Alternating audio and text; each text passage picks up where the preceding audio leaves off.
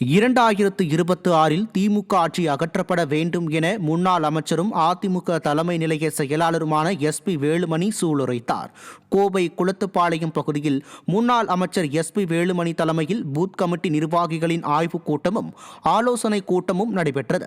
இதில் கழக வழக்கறிஞர் பிரிவு அவைத்தலைவர் சேதுராமன், கோவை புறநகர் தெற்கு மாவட்ட வர்த்தக அணி செயலாளர் வேணுகானம் உள்ளிட்டோர் முன்னிலை வகித்தனர்.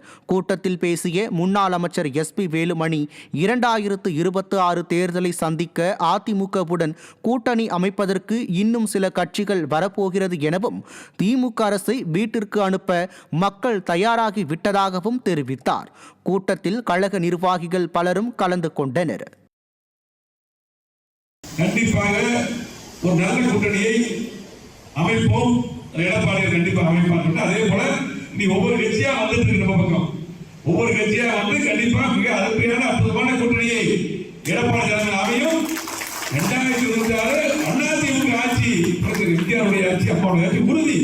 எடப்பாடி தலைமையில் இந்த மாற்றத்திற்கு ஆட்சியிலிருந்து விலக வேண்டும், ஆட்சியிலிருந்து போகணும்.